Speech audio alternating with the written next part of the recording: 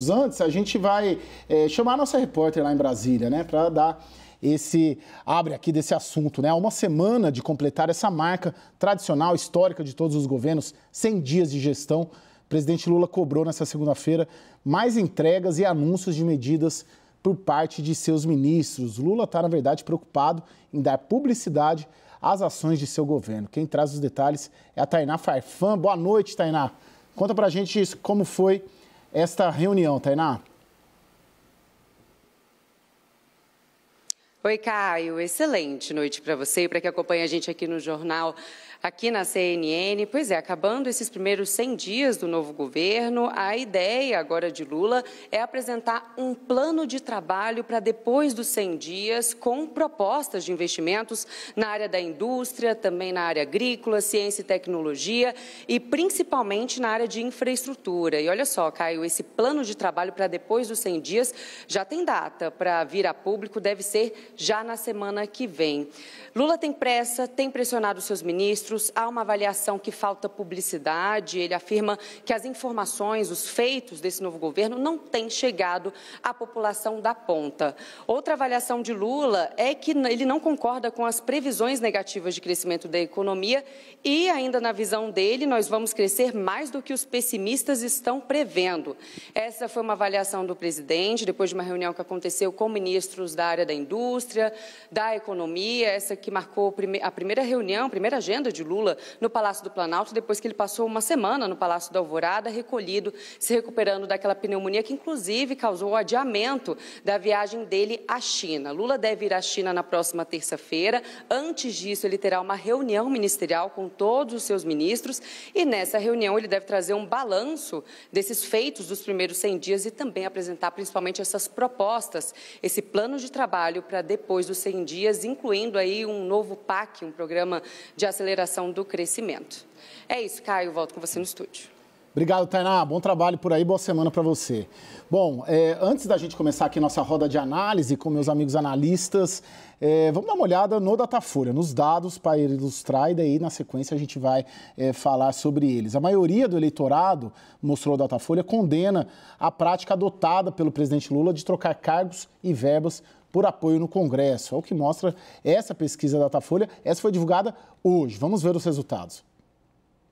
61% dos entrevistados consideram que o presidente age mal a promover esse tipo de negociação. 34% aprovam a prática e 5% dos entrevistados não souberam responder. Segundo a pesquisa, o presidente chega aos primeiros 3 meses de mandato com 38% de aprovação contra 29% de rejeição. Além disso, 30% dos entrevistados consideram a gestão do petista regular e 3% não souberam opinar. A pesquisa também mostrou que 80% dos entrevistados avaliam que Lula está certo em pressionar o Banco Central para reduzir a taxa de juros. Outros 16% acreditam que ele age mal e 4% não souberam responder. No mesmo levantamento, 71% dos entrevistados afirmam que a taxa básica de juros está mais alta do que deveria. 17% consideram a taxa adequada. 5% disseram que está mais baixa do que deveria e 6% não souberam responder. Bom, Datafolha entrevistou 2.028 pessoas entre os dias 29 e 30 de março em 126 municípios do país. A margem de erro é de 2 pontos percentuais para mais ou para menos. Vamos aqui à nossa análise. Vou começar com o Yuri Pita aqui, que é nosso convidado hoje. Posso, Raquel, Daniel? Começar com o Yuri, né? Mas é a mesma pergunta, na verdade. Eu queria ajudar a entender quem nos assiste, por que a situação 100 dias depois da posse do Lula é praticamente a mesma de 29 de outubro, né? A divisão da sociedade aparentemente parece estar a mesma. Por que, Yuri? Porque é uma polarização muito cristalizada de fato, né? Antes de tudo, boa noite, obrigado pelas boas-vindas aqui, prazer estar com vocês todos aqui. Eu acho que isso era quase inevitável e acho que existe toda essa mística em torno dos 100 dias, que é um americanismo importado aí de Estados Unidos, etc., e que o próprio governo se coloca numa pressão para conseguir ter alguma entrega. Mas diante da situação que foi encontrada do 8 de janeiro e sim, de muita bateção de cabeça política em função da própria montagem do governo, da questão com o Congresso Nacional, ainda há espaços sendo disputados, era natural que não desse tempo de mostrar tantos resultados assim para a população. Esses dados do Datafolha talvez sejam um sinal de alerta importante sim para o governo, mas tem um outro dado que mostra também, e aí é uma peculiaridade que jogo aqui para depois também trocar um pouco de avaliação com vocês. Se a gente pegar os últimos dois presidentes eleitos antes de Lula, que foram Jair Bolsonaro em 2018 e Dilma Rousseff em 2014, os dois começaram numa situação de avaliação, num saldo de avaliação de opinião pública pior do que a que Lula tem. É que a expectativa em torno de Lula sempre é muito grande, pela história política dele, por ter feito 2 mandatos que foram bem avaliados, pela forma como saiu do Palácio do Planalto no fim de 2010.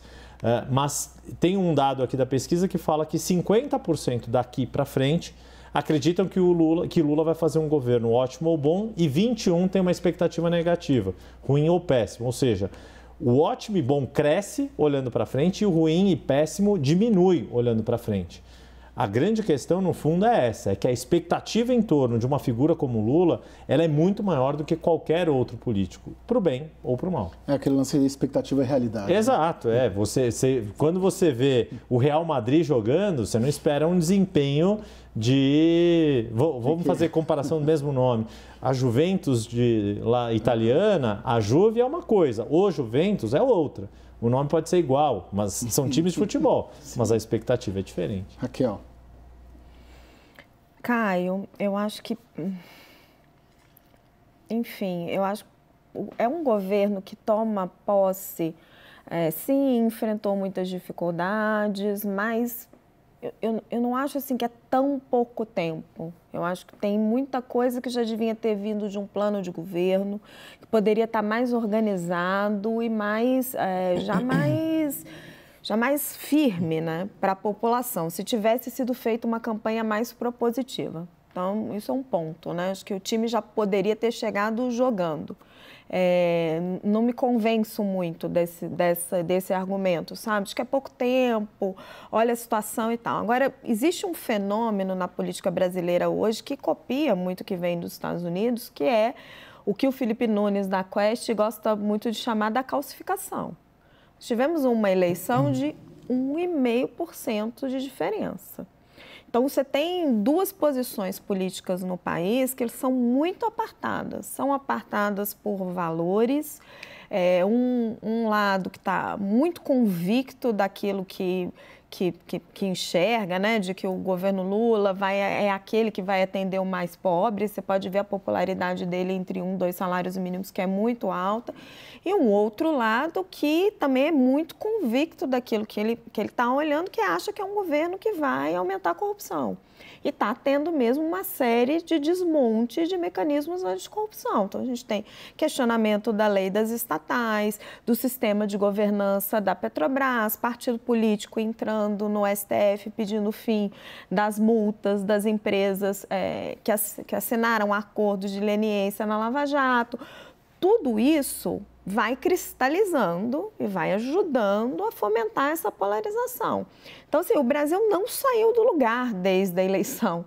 E acho que ele não saiu do lugar desde antes, né? O governo Bolsonaro também passou por esse processo. Então, a gente tem 2 Brasis, assim, muito divididos, que continuam cada um na sua trincheira, acreditando naquilo em que os seus defensores estão ali muito firmemente calcados. Daniel? Caio, eu vou abrir divergência e partir para uma análise um pouco diferente da que vocês fizeram. Tradicionalmente, eu acho que uma leitura bastante justa é a gente olhar ali o percentual de desaprovação ou de expectativa ruim, péssima, e na outra ponta a gente olhar a aprovação. Quem espera um governo ótimo ou bom, ou o presidente ótimo ou bom. E aí, quando a gente compara com governos Fernando Henrique, ou os 2 primeiros governos de Lula, ou o primeiro governo de Dilma, o segundo já começou com muita oposição, a gente vai ver números bem diferentes. A gente vai ver, poxa, a desaprovação, a expectativa negativa do Lula é menor agora, é preocupante para o governo. Eu não partiria para esse destaque da análise. O que eu olharia com muita atenção é essa fatia intermediária, que é o regular, que nessa pesquisa está indicando que 30% tem uma expectativa regular em relação ao governo. Você somando com ótimo ou bom, você tem 68% no total. Por que eu destaco isso? Porque o clima de polarização é muito evidente. O que a gente teve no 30 de outubro, aqui no segundo turno, foi uma grande massa de eleitores não votando em Bolsonaro ou votando em Lula, mas votando contra Bolsonaro ou votando contra Lula. E a partir do momento que você começa a falar com um contingente intermediário ali, que você cria numa proporção expressiva da população o sentimento de que este governo talvez não seja péssimo, talvez não seja ótimo, mas que pode ser regular, você começa a falar com a base da sociedade, com a grande base que pode virar governo, pode virar oposição, dependendo da performance de Lula no caso. E eu acho que o governo começa lentamente a conversar com essa massa. É claro que o fato de Bolsonaro ter ficado ausente quase 3 meses, o fato de já não ter mais o domínio da narrativa, ou muita publicidade para suas ações, ajuda o próprio Lula e o próprio governo. Claro também que, em alguma medida, Lula não se ajudou em alguns casos. Ao abrir divergência, por exemplo, sobre o que foi o impeachment chamar de golpe, ao abrir uma polarização novamente com o Moro, ao transformá-lo quase que num anti-Lula, mas se saiu muito bem ao não dar muita vazão à chegada de Bolsonaro. Ele evitou a polarização. Então, me parece que está aí um caminho importante. Eu destacaria esse ponto da pesquisa da Datafolha. Você tem 30% das pessoas que estão dizendo, ok, eu topo ouvir o governo. E acho que o governo vai entrar muito na tentativa de capturar esse grupo. Ô, Daniel, agora eu acho que de certa... Posso só rapidinho, Caio? Daniel, o que me chama muita atenção, e com alguns especialistas que eu já conversei também, é porque depois do 8 de janeiro, esse regular não se transformou num apoio. Porque se você imaginar, né, o ataque todo que os 3 poderes passaram, que era para ter angariado ali popularmente em torno da figura do Lula, em torno do governo, um índice de aprovação e de apoio imenso.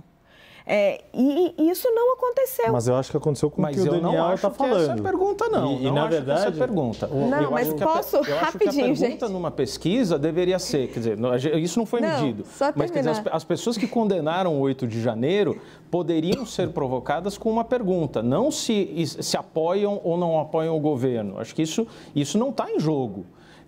Poderia ensejar uma resposta, talvez, só por hipótese de, olha, diante do que aconteceu, eu jamais votaria novamente em Jair Bolsonaro. Essa seria uma pergunta legítima. Agora, não acho que a reprovação aos atos de 8 de janeiro levem ou tenham que levar as pessoas para a base de apoio do governo. Então, era o que eu queria... Deixa eu só terminar de ponderar.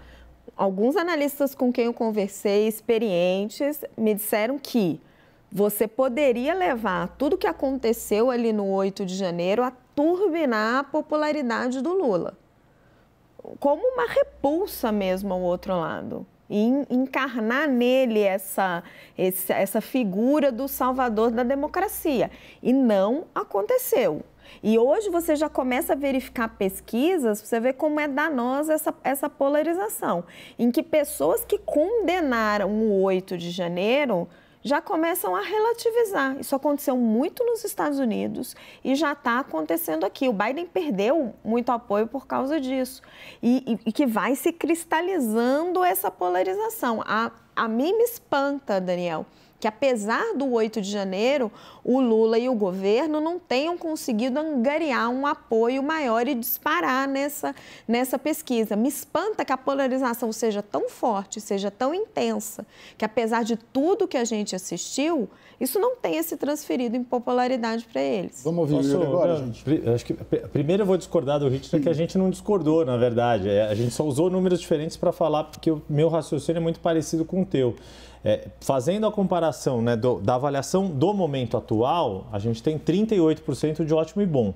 Quando você joga para 50%, ou seja, um salto de 12 pontos, que acreditam que daqui para frente pode ficar ótimo ou bom, vai na linha do que o Daniel está falando, de que tem jogo para se conversar com esse campo que ainda está no regular. Tem um espaço, tem uma expectativa de que o governo pode ser melhor do que está hoje. Tem uma tolerância com o atual governo. E eu entendo o argumento que a Raquel traz dessa história de que o governo poderia ter obtido mais ganho político ou de aprovação depois do 8 de janeiro, mas eu acho que isso aconteceu. Essa pesquisa, de certa forma, ela tem um pouco disso. Por quê? Porque se você pensar que a gente saiu de uma eleição tão polarizada, apenas 2 milhões de votos de diferença, né? Tudo bem que a gente está falando de votos válidos ali no percentual 1,5. A gente está falando aqui de 9 pontos entre o ótimo e bom e o ruim e péssimo, né? De 38 e 29, 9 pontos, você tem um alargamento. Tudo bem, é natural que você tenha esse alargamento, mas aí eu vou insistir no meu ponto. Dilma Rousseff saiu de uma eleição tão apertada quanto, uma distância um pouquinho maior, mas tão apertada quanto 2014, fez o que fez no chamado estelionato eleitoral da eleição para o que foi o seu programa no início de 2015, e neste momento de governo, em 2015, com todo o desgaste, aí sim, de Lava Jato bombando, com todo dia noticiário tendo algo de corrupção, com a economia muito ruim, a popularidade dela foi para o pé.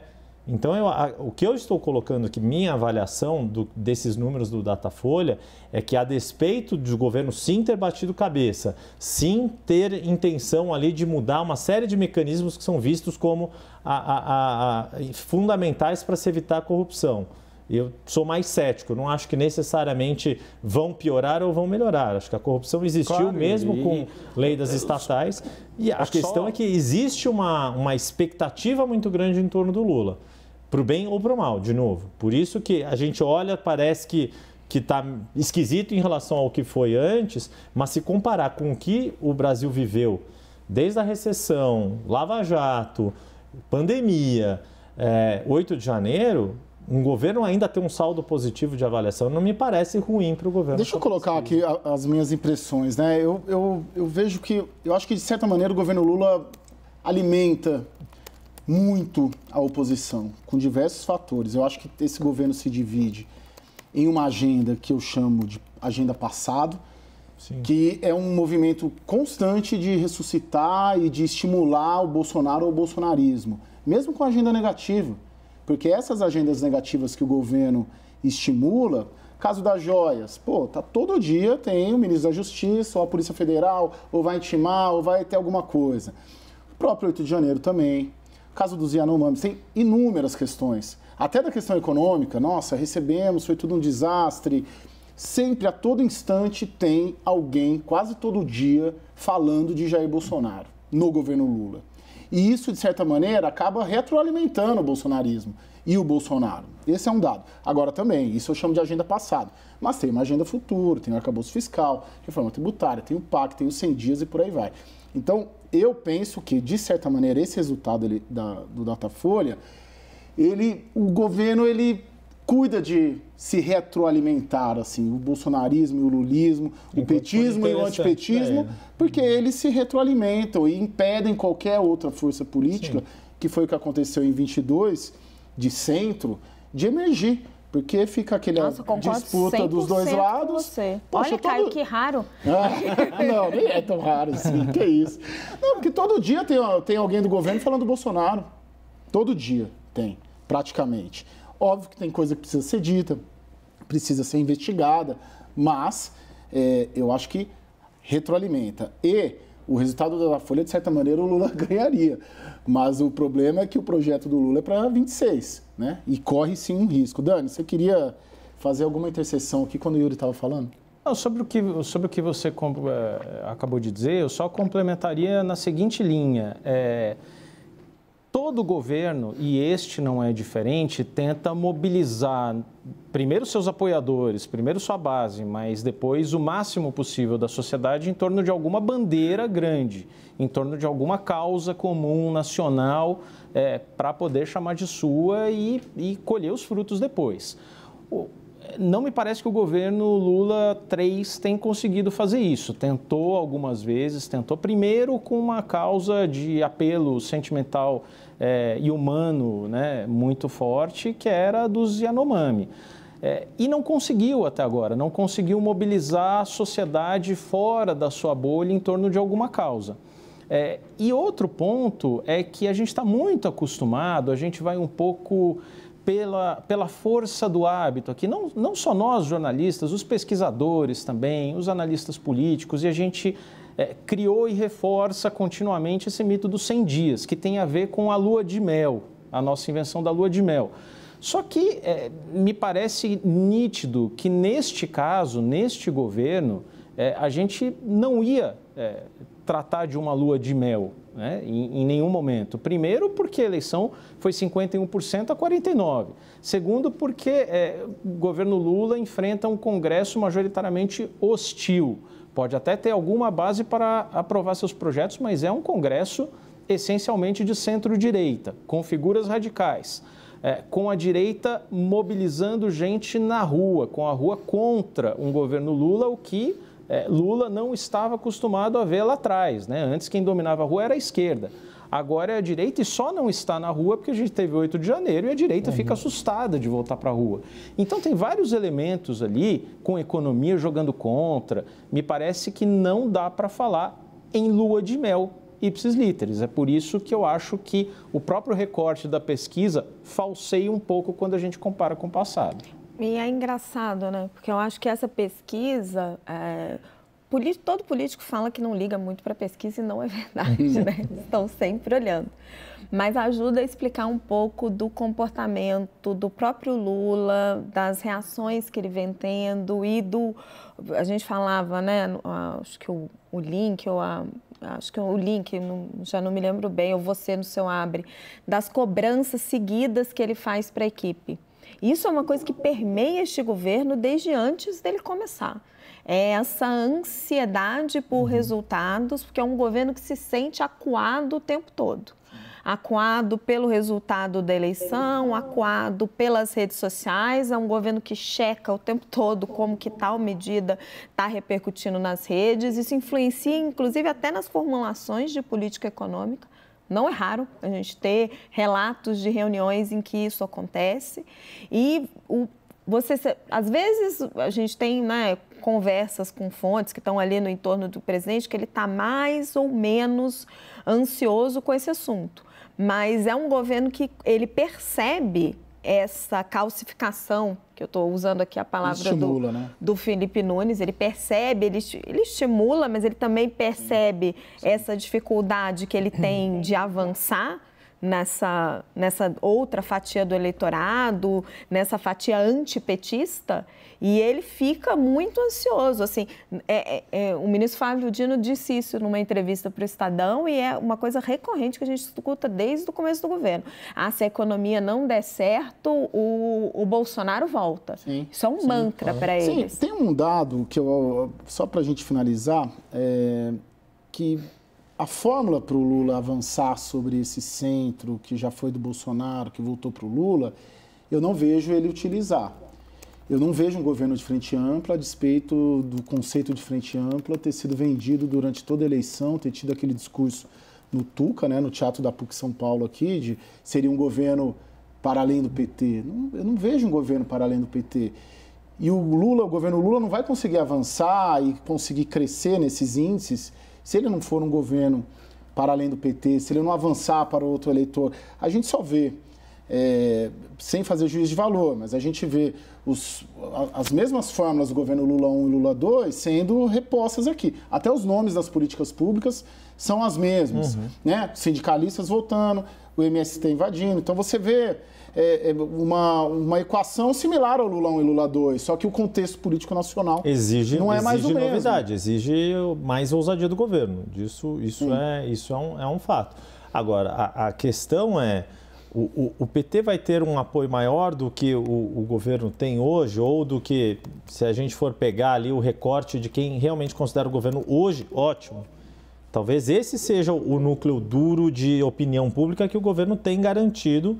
Sim. Da mesma forma que a oposição antipetista ou o campo bolsonarista tem esses 21% que acham que o governo vai ser péssimo, não importa o que acontecer daqui para frente.